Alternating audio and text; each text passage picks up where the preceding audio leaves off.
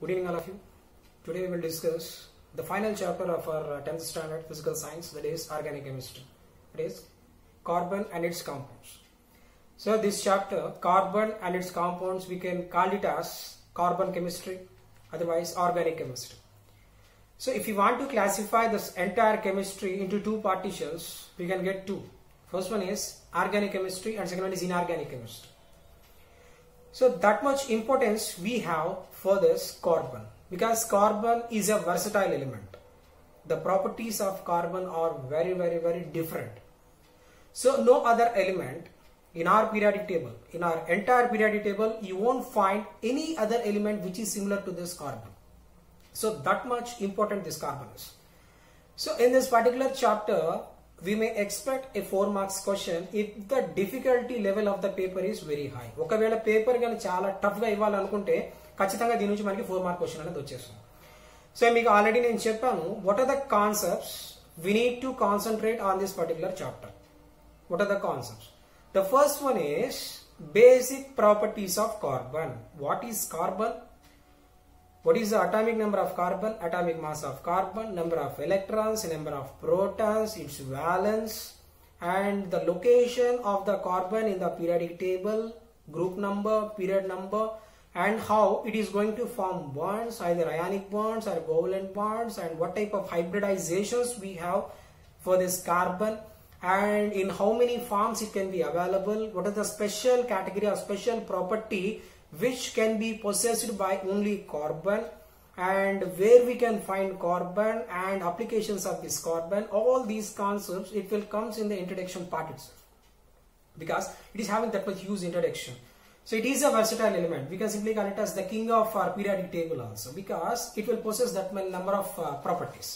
Each and every property it is differ from other elements. Okay, as we said, the atomic number of carbon is 6 and atomic mass of the carbon is 12. Atomic mass and atomic number. So already I told you, each and every element apart from the inert gases, otherwise noble gases, each and every element try to behave like an inert gas. Periodic table లో ఉన్నటువంటి ప్రతి ఒక్క element కూడా ప్రతి ఒక్కసారి దానికి stability కోసం, for getting a proper stabilizing condition, each and every element in a periodic table, you try to behave like a inert gas, because they are having stable electronic configuration. Say for helium it is NS2, and for all the remaining elements it is NS2np6. Say it is having octet property possessed by these inert gases except helium. Okay, so kabatti each and every element, so if we say carbon atomic number is 6, each and every element in a periodic table that can be bounded in between two inert gases elements. For example, just consider carbon. Carbon ne తీసుకున్నాం అనుకోండి, carbon atomic number is 6, helium is 2 and neon is 10. అంటే this particular carbon is in between helium and neon.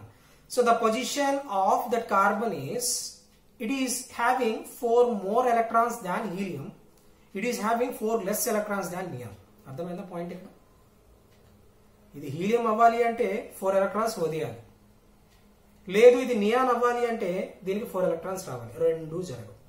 Because if 1 electron is removed, what is the meaning of that one? Because of ionization energy, we removed 1 electron from the valence shell. Okay, well and good, జరిగింది. What about the next one? For ionization 2, you have to give more energy than ionization 1. Okay, ఇచ్చాం అనుకోండి. What about that? Ionization 3, it is highly impossible, and you have to give very huge amount of energy. That is the reason why carbon is not at all possible to available in C+4 form. Okay, is it clear? And second thing is, for example, if it gains 1 electron, then it will get 7 electrons. It should be in nitrogen position. If it gains 1 more electron, it will get 8 electrons and it will be in oxygen position. And if you want to be in neon position, it has to gain 4 electrons, but it is not at all possible, because at the nucleus it is having only 6 protons. For 6 protons, it is an impossible even to maintain total 10 electrons. Is it clear? That is the reason why carbon is not at all available in C-4 position also. Is it clear? So gaining of electrons is not at all possible, and also losing of electrons is also not possible. That is the reason why what is going to be happen here. Carbon is sharing electrons. That may be a halogen family, that may be hydrogen, whatever, that may be an oxygen.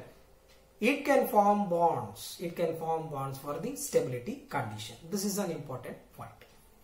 So as we said, atomic number of carbon is 6.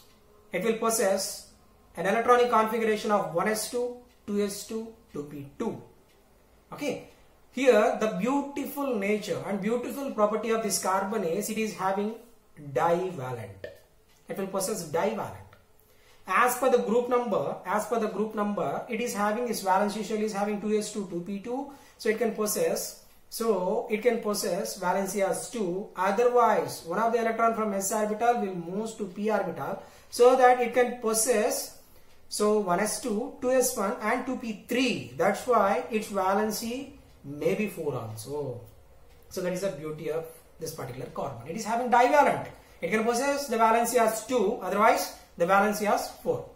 And the next important point is being a non-metal. Carbon is a non-metal. Being a non-metal, it is a very good conductor of electric current. It can pass electric current effectively. Effective passage of electric current can be done through this carbon. That's why in all dry cells, most of the dry cells, we are using graphite rod. That graphite is made up of this carbon. And the next one is this carbon is available in different forms: amorphous series and crystalline forms. Amorphous series and crystalline forms. So amorphous series and crystalline forms, it can be available as a diamond, it can be available as coal, it can be available as graphite, it can be available as graphene, it can be available as nanotube. So depending upon the type of situation and type of material, that availability is also varying. Okay. And the next one is the variation in the bond length, the variation in bond energy. It makes a carbon to differ from one molecule or one compound to another compound. Each and every compound which is made up of carbon is not at all identical. They are differ. The reason behind that one is bond length and bond strength. Okay. And availability. Okay, sir, where we can find this carbon? You can find carbon all over the world, even in the non-living thing also. That may be a living thing or that may be a non-living thing. You can find carbon. And what are the application of this particular carbon, sir? Okay, you can identify, you can find them, or you can calculate the age of an Egyptian mummy. Otherwise, you can find the age of Tipu Sultan's sword also, based on one particular principle. What is that? Carbon dating.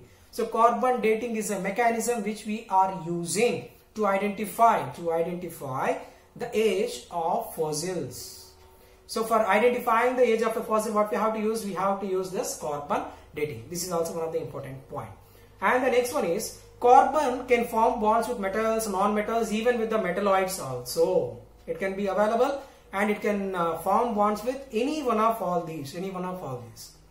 Okay. So for satisfying this, the tetravalent, basically this carbon is very much interested in finding or forming tetravalent case only. So for forming tetravalent, what is going to be do? What it is going to do? It will make hybridization. What is that hybridization? The intermixing of almost equal energy levels and to form equal energy levels or equal energy orbitals is called hybridization. Basically, how many types of hybridization we have? Up to your 10th standard. I am not talking about your intermediate, because in case of intermediate you will get f orbitals also included in the hybridization. Up to your 10th standard, you are having sp3, sp2 and sp hybridization. Whereas this particular carbon, it will possess all the three. sp3 possible, sp2 possible and sp also possible. Sometimes for this carbon, it is not at all possible to get all the 4 bonds from the outer atoms. That means apart from the carbon, it is not at all possible for getting 4 bonds from the outer atoms. That is the reason why what carbon is going to do? It will form bonds with nearby carbons, either a single bond or a double bond or a triple bond. Depending upon the number of bonds between 2 carbon atoms, we can classify this particular compound as alkane when we have carbon-carbon single bond, alkene when we have carbon-carbon double bond, and alkyne when we have carbon-carbon triple bond. This is an important property. And second thing is, carbon has that nature and carbon has the capacity to form infinity number of bonds in between carbons. That means just like chains, carbon, carbon, carbon, carbon, carbon, carbon, that like it can form infinite number of bonds. That particular property is called catenation. Okay. And the next important part of this particular chapter is nomenclature. We have to use naming for all the carbon compounds. For example, paracetamol is a drug. Paracetamol. Usually we use to reduce our body temperature when we are suffering with fever. Otherwise, it is a painkiller also. So this paracetamol is available in different forms. Crocin, paracetamol, Vicks Action 500, Dolo. All these medicines themselves, they consist of this particular drug known as paracetamol. So just like that, each and every carbon content, organic content, so is having a compound, we need to specify or we need to give naming for that. That particular thing we have to discuss as nomenclature. And final part is reaction of these organic contents, reaction of these organic compounds, and also micelle and making of a soap. Okay. In the next video, we will discuss all the remaining topics related to this particular chapter. Okay. Have a good day.